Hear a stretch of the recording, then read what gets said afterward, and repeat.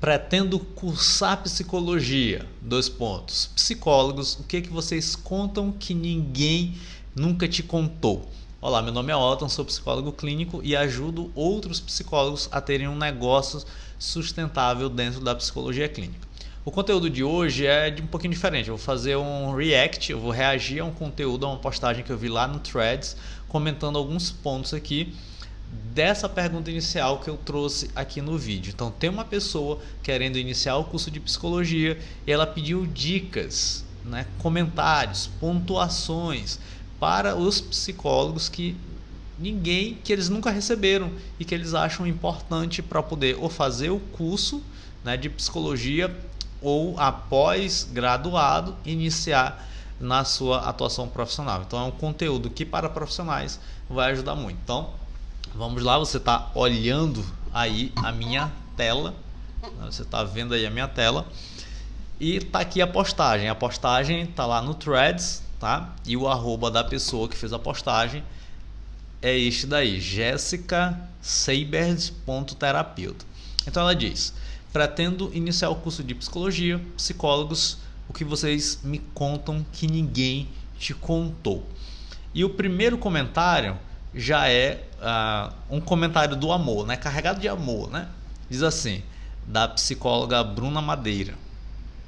Diz assim: o primeiro passo é respeitar a ética e a profissão. Como é possível você ser terapeuta se não é formada? Então é muito comum as pessoas confundirem isso aqui no Brasil. Terapeuta, ela pode ser terapeuta fisioterapeuta, por exemplo. Ela pode ser terapeuta holística, ela pode ser terapeuta comportamental. Não é proibido no Brasil uma pessoa se nomear terapeuta se ela não for psicóloga. Então ela não está ferindo nenhum código de ética aqui, ela não está ferindo nenhuma ética profissional aqui. Então o comentário da psicóloga Bruna Madeira, na verdade, é uma falta de informação. Então talvez ela se sinta ameaçada, que é o que a gente vai até ver aqui mais embaixo. Então vamos lá. O que a psicóloga Bruna Madeira responde aqui embaixo? Ela diz assim, o problema é que quando as pessoas veem escrito terapeuta já acham que se trata de psicólogo.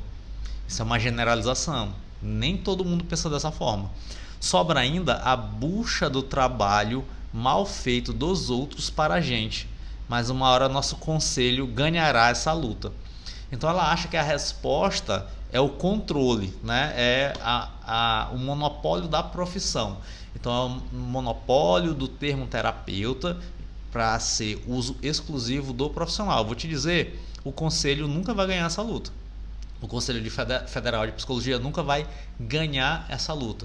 Então não é uso exclusivo do psicólogo, até porque a lei brasileira ampara outros terapeutas. Então qualquer pessoa que tenha uma formação em qualquer tipo de terapia ou psicoterapia, ou basicamente se intitule psicoterapeuta por entender que tem um conhecimento acerca de comportamento humano, pode nomear-se terapeuta ou psicoterapeuta. Então o que a gente vê aqui é uma desinformação da Bruna.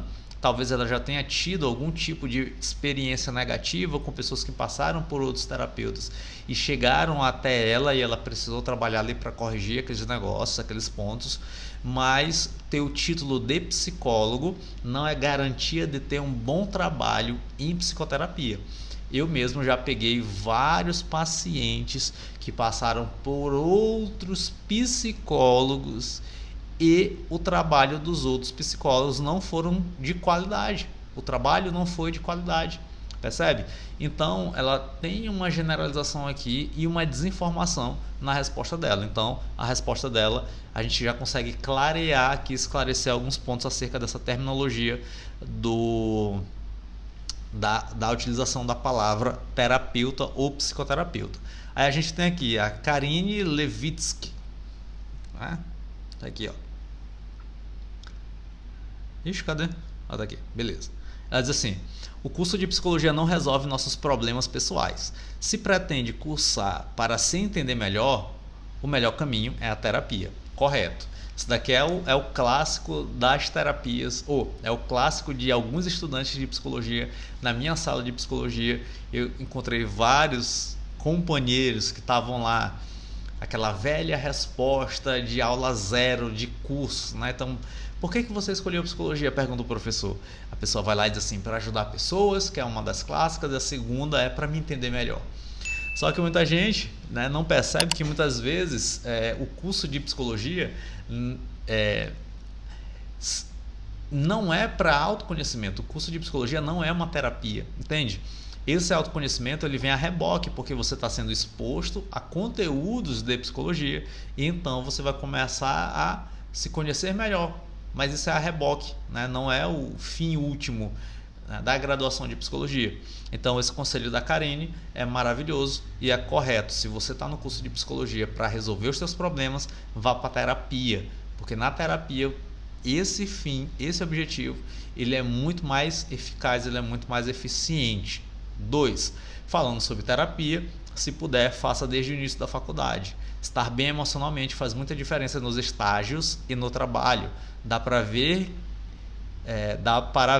quem faz e quem não faz. Exato.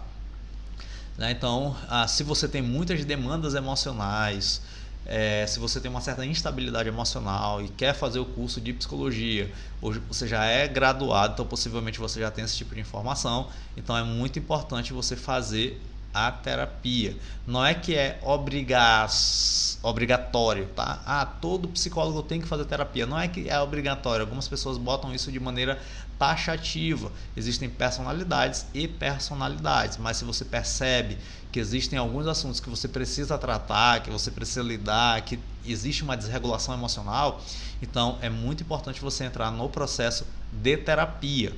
Então, Karine aqui está show de bola, tá indicando aqui bons conselhos. 3. Não caia na bobagem da rinha de abordagens. Você vai perceber que existem abordagens diferentes e que funcionam de formas diferentes.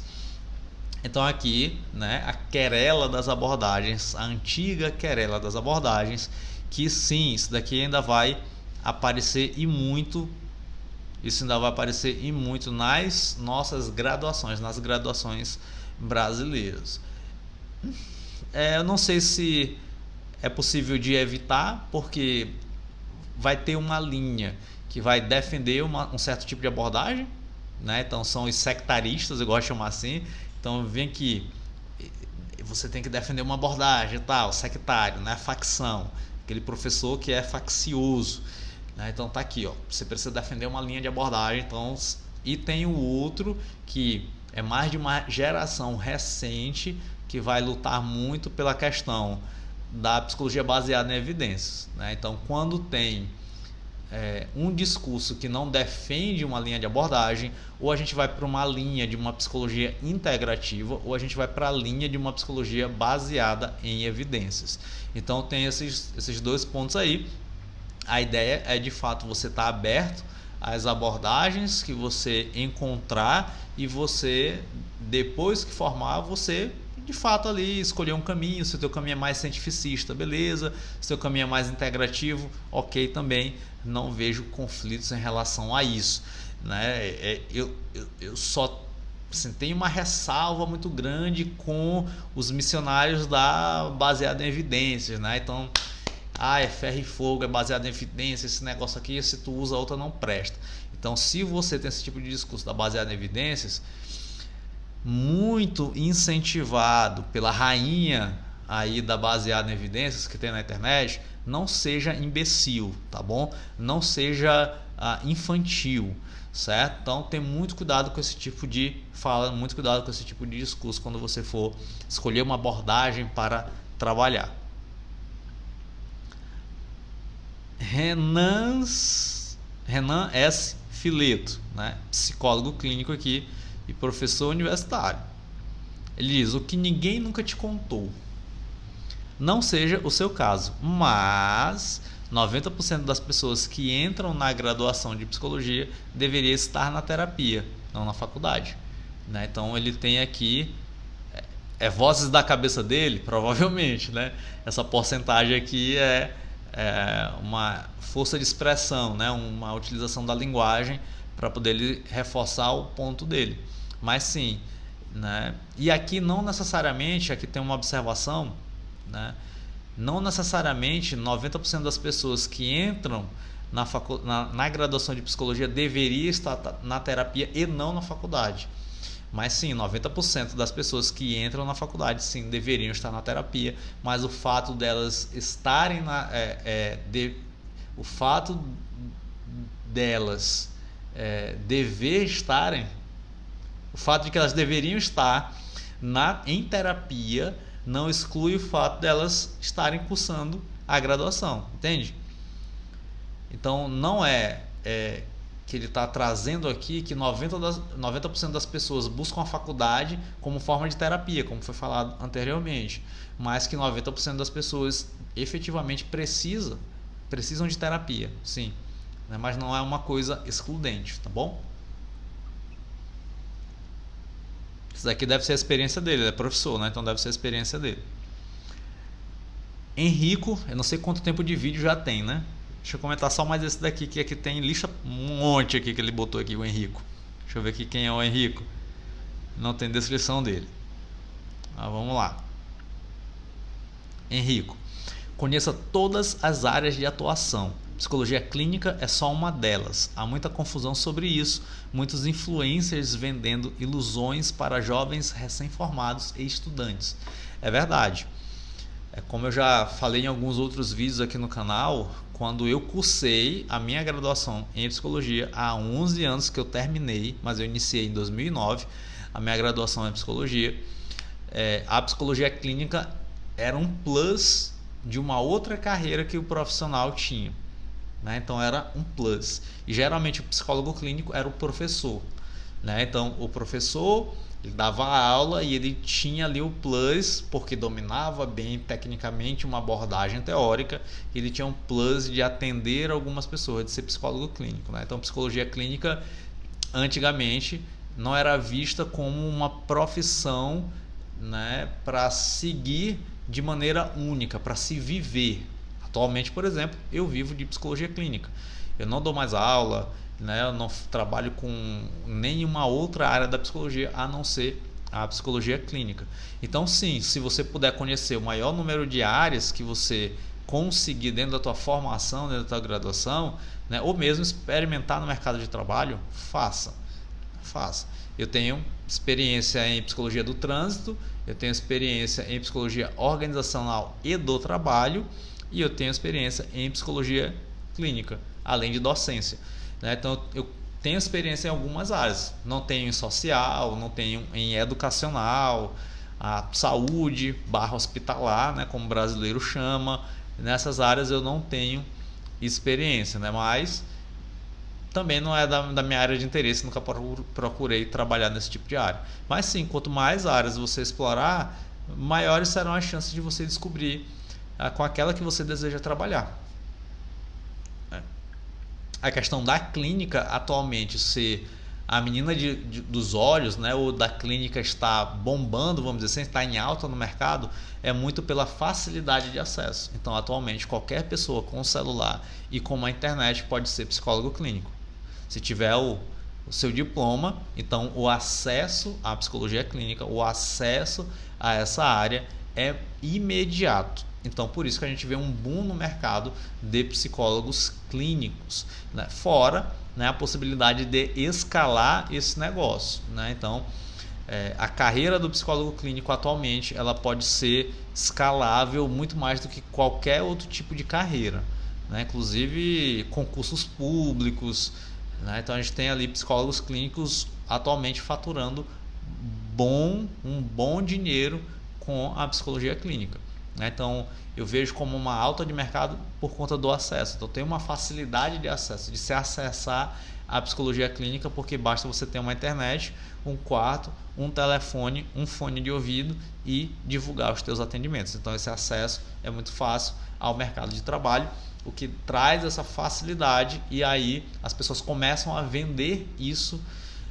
Logicamente, quem quer ganhar dinheiro ensinando outras pessoas começam a vender isso como possibilidade, né? O que, enfim, né? Pode gerar ali algum tipo de confusão, né? Mas o mercado ele sempre acaba filtrando os bons profissionais. Então quem for bom profissional acaba se consolidando no mercado. Isso não é preocupação nem nada disso, né? Algumas pessoas se preocupam com isso, mas é uma discussão boba.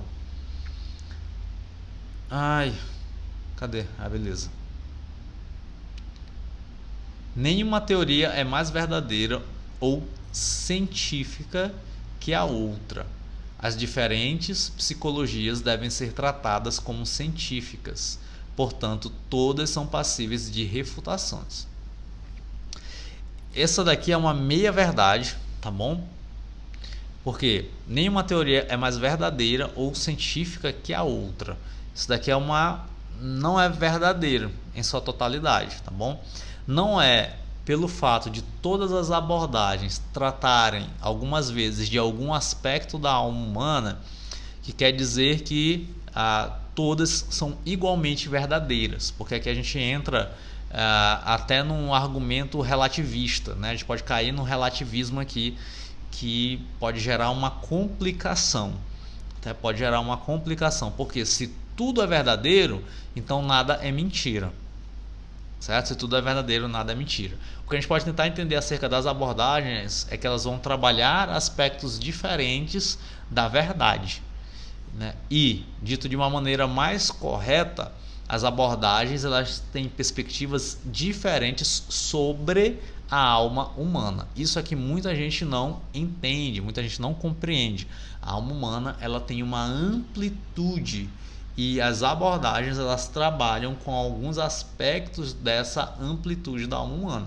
É só isso. São aspectos diferentes dessa amplitude gigantesca que é a alma humana. Então, cada abordagem vai trabalhar um aspecto. Por exemplo, a psicanálise vai trabalhar a parte afetiva. O behaviorismo clássico vai trabalhar com o condicionamento comportamental. A cognitivo-comportamental vai trabalhar muito com a parte cognitiva e comportamento. As existenciais vão trabalhar um aspecto, né, da angústia existencial. Então, percebe que são coisas, são perspectivas que todas estão dentro da alma humana. A dificuldade é olhar isso como o todo da alma humana. A dificuldade é olhar a cognitivo-comportamental como abarcando a complexidade inteira da alma humana. Isso é falso. É entender a psicanálise abarcando toda a alma humana. Isso é mentira. O cognitivo é mentira. O behaviorismo abarcando toda a complexidade da alma humana. É mentira. Então esse é o cuidado que a gente tem que ter.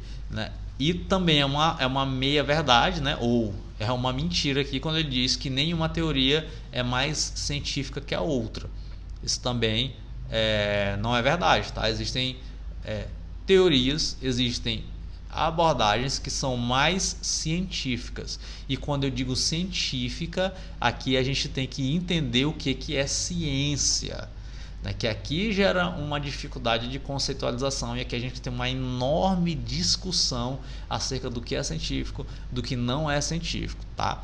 Então aqui a gente tem uma confusão porque as pessoas dizem isso é científico, isso não é mais científico, isso daqui é mais comprovado, isso daqui é menos comprovado, isso daqui tem mais evidência, isso daqui tem menos evidência. Então existe uma lógica por trás disso e muita gente não sabe. Peraí, se é mais científica é a partir de quais métodos? Método científico. Só que a gente tem ciência humana, a gente tem ciência da natureza, então qual é esse método? Entende? Então aqui a gente tem um problema de conceito que a gente precisa ter o cuidado quando fala que uma é mais científica que a outra ou uma é menos científica que a outra. E sim, todas são passíveis de refutações. Umas são mais sólidas, outras menos sólidas. Tá bom? Isso daqui sim. Umas são mais sólidas, outras menos sólidas. E eu vou dizer o seguinte aqui, eu vou fazer um adendo, tá? Se você é baseado em evidências, você tem um ponto positivo e um negativo. O ponto positivo é que você não é apegado a uma abordagem, Então esse é o discurso da baseado em evidências, eu não sou apegado à abordagem, porque eu sou apegado à evidência, O ponto negativo é que a baseada em evidências vai ser a mais instável, vai ser a mais volúvel das abordagens, né? Porque o tempo todo a gente tem métodos científicos sendo aprimorados e refutados, né? Então aquilo que funcionava antes não funciona mais porque existem mais evidências, né? Então a gente tem aqui uma problemática que é a querela de toda a ciência, né? 3. Conheça a política que influencia a psicologia e a política da psicologia. Isso faz toda a diferença para saber seu cenário no Brasil e no mundo. Ok, é um bom conselho, tá bom? Para poder você não ficar alienado, mas não seja, tá? Não seja aquele psicólogo militante, tá? É podre o profissional que é psicólogo militante. Psicologia antifascista, certo? Psicólogo cristão, sabe? É podre, não faça isso, tá? Então conheça a política que influencia a psicologia e a política da psicologia, né? Isso faz você se localizar, né? Então tenha muito cuidado com esses discursos prontos de ideologias políticas, tanto para um lado quanto para o outro. 4. Aprofunde na ética profissional e conheça bastante as resoluções e normativas da categoria. Lute para mudar algumas aberrações. Aqui a gente tem um outro ponto extremamente sensível. Se tu for ler o código de ética do psicólogo, é um código de ética mal feito, mal escrito, tá? Mal escrito. Então eu não vou dizer nem aprofunde na ética profissional. Beleza, tu precisa saber do código de ética, mas é uma parada bem mal feita. O que tu precisa saber de verdade mesmo é ter uma ética correta. É uma ética justa, que transcende, inclusive, esse código de ética mais ou menos do psicólogo. É meia boca esse código de ética aí do profissional. Mas tu precisa saber para poder atuar. Lute para mudar algumas aberrações. Eu não sei que aberrações são essas, mas existem falhas mesmo éticas, né? E falhas graves, às vezes falhas bobas e de pessoas que não conhecem ali, mas eu não digo nem que elas não conheçam um código de ética profissional, é porque elas não têm uma ética, não têm uma moral bem estabelecida, né? Aí é de outra ordem, da formação pessoal. Portanto, forme-se moralmente, né, no teu âmbito profissional, que aí o código de ética ele não vai ser preocupação. 5.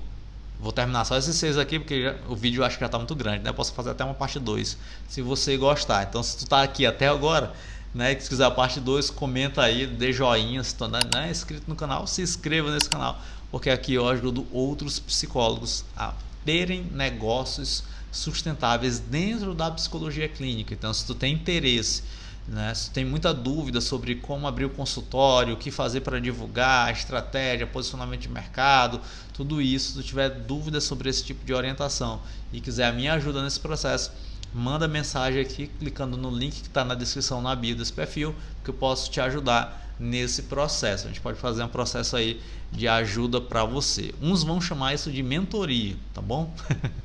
Outros eu não sei. Como é que eu chamo esse negócio? Eu não sei, né? Eu ajudo outros profissionais, eu aconselho outros profissionais, né, nas suas dúvidas. Por quê? Porque eu atualmente vivo de psicologia clínica, somente de psicologia clínica. Eu estou aqui nesse exato momento no meu consultório físico, presencial, não é consultório só online, eu tenho experiência. Então eu já trilhei um caminho bom aí, e tenho alguma coisa no mundo real, no mundo físico, né, para ajudar aí de maneira verdadeira. Beleza? Então vamos lá. 5. Seja crítica e duvide de verdades históricas imutáveis da profissão. Questione as instituições sempre que puder. De fato, eu não sei o que isso significa. Tá bom? Seja crítica e duvide de verdades históricas imutáveis da profissão. Tá. Existem algumas coisas, esse talvez seja o problema de uma ideia não conservadora, né? Porque aqui parece ser uma ideia não conservadora. de criticar tudo, ou de criticar e duvidar verdades históricas que são imutáveis, tá bom? Então aqui a gente corre um risco, né, de entrar num discurso de desconstrução total, e a gente tem que ter muito cuidado com isso, esse é um dos problemas do cientificismo, por exemplo, né? A crença está sempre no futuro, né? Então está sempre na descoberta, está sempre naquilo que virá. E muitas vezes o resultado do teu trabalho está naquilo que já é estabelecido, está naquilo que já é descoberto e não naquilo que virá a ser descoberto. Então a gente tem que ter muito cuidado com esse tipo de dica, de conselho, né? Porque efetivamente não vale de muita coisa, vamos dizer assim. Questione as instituições. O que são as instituições? Que instituições são essas? O que ele está querendo dizer com isso? É um conselho vago. 6. Experimente diversas psicoterapias, mas trabalhando com seres humanos. Seja presença produtiva e menos intelectual, ou seja, cheia de jargões. Então vamos lá. Experimente diversas psicoterapias, ok, isso é um conselho válido, né? Então se você experimentar diversos métodos, diversas abordagens, então você vai entender os métodos, você vai compreender, né, as perspectivas dessas abordagens que são distintas e diferentes. Muito bom, legal, não vejo por que não fazer isso. Tem gente que pode dizer que é perda de tempo, mas não é. Você está conhecendo sobre perspectivas diferentes e você pode aprender com essas perspectivas diferentes. Mas ele diz assim, mas trabalhando com seres humanos, seja presença produtiva. Então aqui pode até ter uma contradição dentro do discurso dele, né? Porque presença produtiva, como assim? A presença ela tem que ser produtiva? Bora problematizar um pouquinho aqui. Então toda presença tem que ser produtiva ou não? Como assim presença produtiva? O que significa isso? Também não dá para saber nada. Aí ele faz um contraponto, né? Então seja presença, né? A gente pode até tentar mudar aqui para seja pessoa, né? Então seja uma pessoa diante da outra pessoa e menos intelectual. Só que o que ele quer dizer com menos intelectual? Um profissional cheio de jargão.